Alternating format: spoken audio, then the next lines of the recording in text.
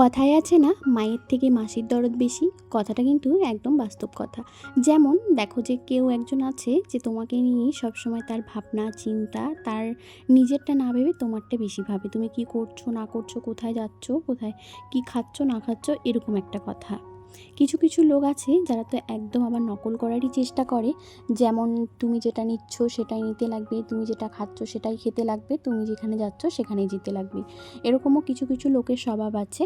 এমনকি তুমি যদি কোনো একটা ভালো কাজ করছো, তারা কিন্তু একদম সহ্য করতে পারছে না এবং কি তাদের চোখে একদম কাঁটা দিয়ে উঠছে। এরকমও একটা ব্যাপার আছে। হ্যালো এভরিওয়ান, আসসালামু আলাইকুম। কেমন আছো সবাই? আশা করছি সবাই অনেক বেশি ভালো এবং সুস্থ আছো। আমরাও আলহামদুলিল্লাহ বেশ ভালো আছি। এই তো নতুন দিনে নতুন আরেকটি ভিডিও নিয়ে হাজির হলাম তোমাদের সামনে। আই হোপ আমার আজকের ভিডিওটাও তোমাদের অনেক ভালো লাগবে। ভিডিওর শুরুতে যেই কথাগুলো আমি বলেছিলাম, ওই কথাগুলো তোমাদেরকে একটু পরে ভালো করে বুঝিয়ে দেব।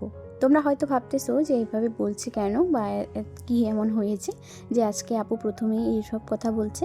তার জন্য বলছি, ভিডিওটি সম্পূর্ণটা দেখো, তাহলে বুঝতে পারবে।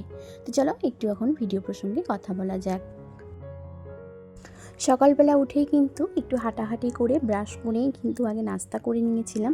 রাতের বাসন যেহেতু রাতেই মেজে রেখেছি, সে কারণে কিন্তু বেসিনে কয়েকটা বাসন আছে, সেগুলো পরে মাজবো।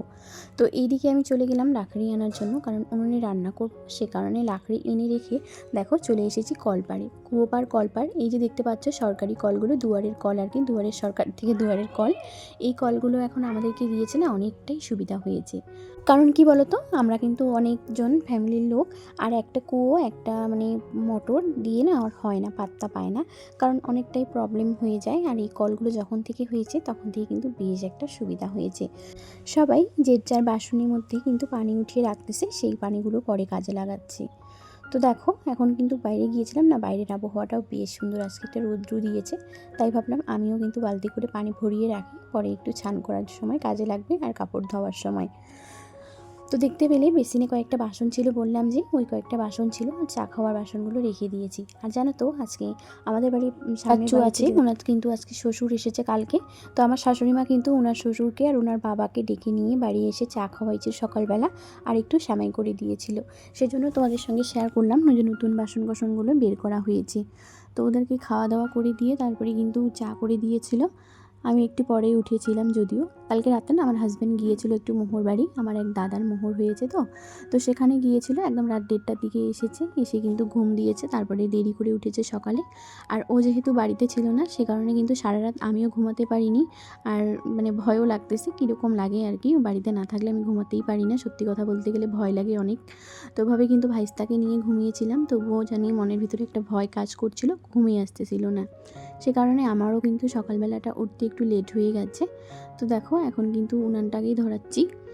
কাজ এদিকে কি লেট হয় হোক, রান্নাটা আগেই লাগবে, কারণ হাজব্যান্ড তো খেয়ে কাজে যাবে, সে কারণে কিন্তু অন্য কাজ ফেলে রেখে আগে রান্নাটাই করতে হয়। তো দেখো, কালকে কিন্তু উনানটাও লেপে দিয়েছিলাম। এদিকে কিন্তু কালকের বাসনগুলো যে রাতে মেজে রেখেছি, সেগুলো শুকিয়ে গেছে, পানিটা ঝরে গেছে আর একদম শুকিয়ে গেছে বাসনগুলো। তাই ভাবলাম যে এখানে এখন উঠিয়ে রাখি র্যাকটাতে। তো দেখো, র্যাকটাতে উঠিয়ে রেখে আমি চলে যাচ্ছি এক বালতি পানি আনার জন্য, কারণ কুয়ো থেকে পানি এনে তারপরেই কিন্তু বাসনগুলো মাজবো। সে কারণে যাচ্ছি এখন পানি আনতে। আজকে তেমন কিছু রান্না করব না, আজকে শুধু করছি ওই আলু ভর্তা করব, ডাল আর সিম আলু ভাজা, এটা দিয়ে কিন্তু আজকে লাঞ্চ হবে। একদম সাদামাটা ঘরোয়া খাবার, আলু ভর্তা দিয়ে কিন্তু বেশ ভালো লাগে, ডাল সিম ভাজা। তো দেখো, প্রথমে আলুগুলোকে দিয়ে দিলাম সেদ্ধ হওয়ার জন্য, আর এদিকে কিন্তু এখন চালটাকেও দিয়ে দেব। চাল নিয়ে নিলাম প্রায় 2.5 পোয়ার থেকে একটু বেশি আর কি। তারপরে এক মুঠ চাল, যেহেতু মুষ্টির চাল উঠিয়ে রাখি, সে কারণে কিন্তু উঠিয়ে রাখলাম। আর ওই মুষ্টির চালটা আমাকে এক দিদিভাই কমেন্ট করেছিল, যেভাবে চালটা রেখে দিয়ে কি করো তোমরা। তো দিদিভাই, এই চালটা আমরা রেখে দিয়ে কিন্তু মাদ্রাসায় দিই। তো মাদ্রাসা থেকে যখন কেউ আসে উঠানোর জন্য চাল, তখন আমরা কিন্তু মাদ্রাসায় প্রতি সপ্তাহে দিয়ে দিই। 3-4টা, প্রায় 5-6টা মাদ্রাসার মতো আসে, তো কোথাও কোথাও পয়সা নিয়ে যায়, কেউ কেউ আবার চাল নিয়ে যায়। আমাদের বাড়ির পাশে যে মাদ্রাসাটা আছে আমাদের জমাতে আর কি, সেই মাদ্রাসাতে কিন্তু আমি প্রতি সপ্তাহে আধা কিলো করে চাল দিই। আর অন্য অন্য মাদ্রাসা যারা আসে, কখনো 1 পোয়া করে চাল দিই, বা 50-20 যখন যেটা পারি আর কি, তখন সেরকম করে পয়সা দিই। আমি বলতে না, আমাদের বাড়ির সবাই। তো চালটা কিন্তু বেশি আমিই রাখি, আপারা কম রাখে, কিন্তু আমি চালটা বেশি রাখি। আমার শাশুড়ি মা বলেছে যে ভাতের ছত্কা হয় নাকি, সে কারণে কিন্তু আমারটা একটু বেশি রাখা হয়। এদিকে ডালটাকে ভিজিয়ে রাখতেছি, আর আজকে ভাবতেছি মুগ ডালটাকে না একটু প্রেশার কুকারে রান্না করব একটু অন্যভাবে, তো তোমাদের সঙ্গেও শেয়ার করব।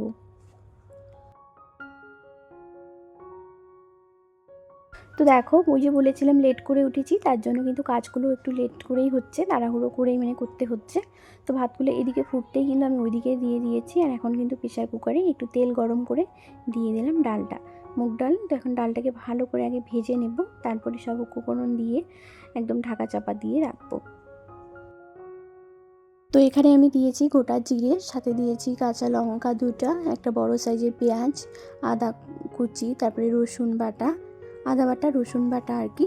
তারপরে দিয়ে দিলাম একটু মশলা, সব কিছু একসঙ্গে দিয়ে কিন্তু একটা বড় সাইজের টমেটোও দিয়েছি। সব দেখো এখন ভালো করে নাড়াচাড়া করে হালকা একটু লবণ দিয়েছি, আর একটু সামান্য হলুদ গুঁড়ো দিয়েছি। তো দিয়ে কিন্তু একদম ঢাকা দিয়ে দিয়েছি। যখন একদম ভালো করে ফুটেছে, একদম সিটি দিয়েছে, তারপরে নামিয়ে কিন্তু তখন বাঘারটা দেবো।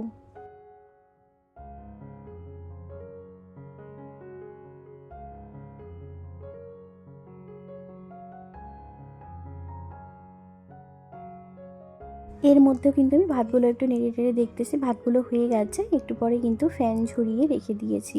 তো দেখো ডালটা ভালো মতো সেদ্ধ হয়ে গেছে। এখন কিন্তু ডালটাকে আমি ভালো করে একটু ঘুটনির সাহায্যে একটু করে নিয়েছি। কারণ কি হয়েছে বলো তো, আমি এই উনুনটা একটু আস্তে জ্বলে যেত, কোনো কোনো ডালগুলো একটু হয়েছে, কোনো কোনো ডালগুলো ভালো করে সেদ্ধ হয়নি।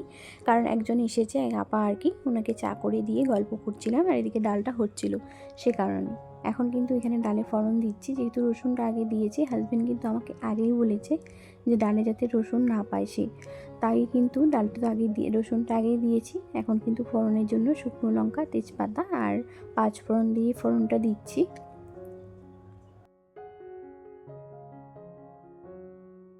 আমাকে কিন্তু এক আপু কমেন্ট করেছিল, এখন নামটা মনে পড়ছে না, বলেছিল কি যে আমার যেহেতু একটা ফোন, সে কারণে কিন্তু নামটা বলতে পারছি না, তা নাহলে অন্য ফোন থাকলে হয়তো ভিডিওতে দেখে বলতাম, কিন্তু কিছুই করার নেই, সরি।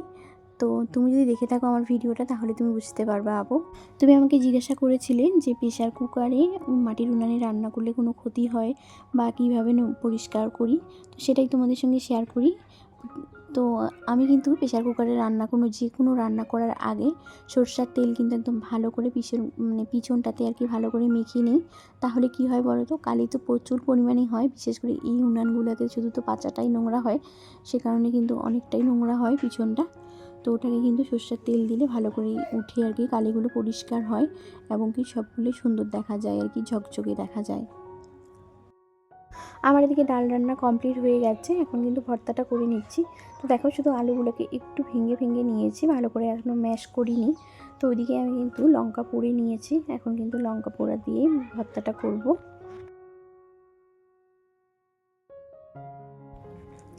তো কে কে এরকম পছন্দ করো লঙ্কা পোড়া দিয়ে আলু ভর্তা, সাথে কিন্তু সর্ষের তেল, পেঁয়াজ, লবণ এগুলো তো লাগবেই, এগুলো ছাড়া কিন্তু একদমই চলবে না। কে কে এরকম করে পছন্দ করো অবশ্যই কিন্তু আমাকে কমেন্ট করে জানিও।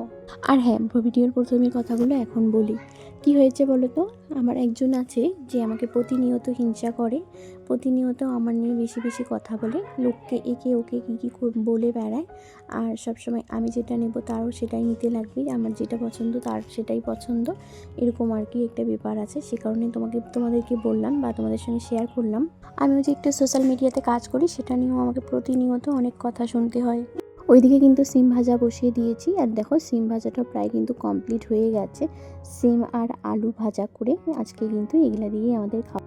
তো ঘরে এসে দেখলাম, ঘরে রান্নাঘরে সমস্ত কাজ কমপ্লিট করে ঘরে আসলাম, এসে দেখি বাবু দেখো সারা বাড়ি খেলার জিনিস দিয়ে কী করে রেখেছে, ঘরটা একদম এলোমেলো করে রেখেছে। এখন কিন্তু সব কিছু পরিষ্কার করব, সাথে বিছানাটাও ভালো করে করতে হবে। হাজব্যান্ড বিছানাটা উঠিয়ে দিয়ে কিন্তু চলে গিয়েছিল বাইরে। তো দেখো সে কিন্তু একটু বাইরের থেকে ঘুরে এসে এখন খেতে বসে গেছে, আর হাজব্যান্ড আমার খাওয়া একসঙ্গে খেয়েছি আমরা। খাওয়া দাওয়া শেষ করে একজন বললাম না মাদ্রাসার চাল উঠাতে এসেছে, অন্য একজন আর কি, অনেক দূর থেকে এসেছে, ওনাকে বললাম খাওয়ার জন্য, তো বললো যে ঠিক আছে, আমি 2টা বাড়ি কালেকশান করে এসেই খাবো।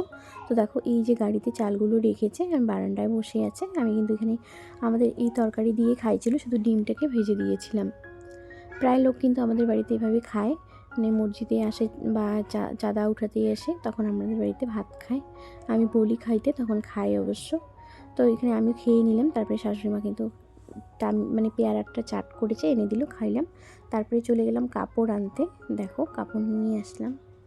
কল থেকে পানি এনে কিন্তু আবার সেই পালা, রাতের রান্নার পালা। তো আজকে শুধু রাতে সিম্পল মানে সবজি করছি, আর সাথে টাকি মাছ ভর্তা করব। এটাই হচ্ছে আজকে রাতের